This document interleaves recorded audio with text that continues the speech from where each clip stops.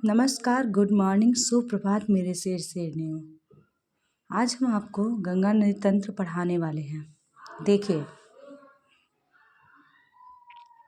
गंगा नदी है, ये हमारी निकलती है गंगोत्री ग्लेशियर से, जो उत्तराखंड में है। फिर ये गंगा नदी धीरे धीरे अपने जल को लेकर जाती है और यहाँ पे रामगंगा नदी आकर इस गंगा में मिल जाती है। और रामगंगा नदी जो है, इसके क्षेत्र को हम कहते हैं रोहेलखंड।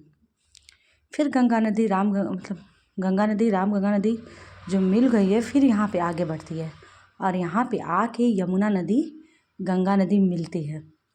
यमुना नदी का उद्गम स्थान है यमुनोत्री ग्लेशियर, जो उत्तराखंड में है।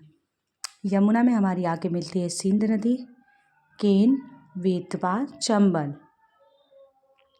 फिर आगे बढ़ती है गोमती नदी, आके फिर इसमें मिल जाती है। गोमती नदी के क्षेत्र को अवध कहते हैं। फिर आगे बढ़ती है, यहाँ से घाघरा नदी आती है, फिर मिलती है इसमें, और घाघरा नदी के क्षेत्र को कहते हैं पूर्वी उत्तर प्रदेश। फिर आगे बढ़ती है, फिर यहाँ पे सोन नदी जो मध्य प्रदेश के अमरकंटक से निकलती है, ये भी मिल जाती है और इसके क्षेत्र, सोन नदी के क्षेत्र को कहते हैं मगध क्षेत्र। तत्पश्चात यहाँ से गंडक नदी निकलती है, गंडक नदी आके मिल जाती है गंगा में। फिर ये आगे बढ़ती है, गंडक नदी के क्षेत्र को कहते हैं सारण। फिर यहाँ से कोसी नदी निकलती है, कोसी नदी निकल के इसमें मिलती है और कोसी नदी के क्षेत्र को कहते हैं मिथिला। फिर यह आगे जैसे बढ़ती है, यहाँ पे बूढ़ी गंडक नदी और महानंदा नदी आके मिल जाती है और आके मिल जाती है। इसकी एक शाखा पश्चिम बंगाल में हुगली के रूप में अलग हो जाती है। यहाँ से ब्रह्मपुत्र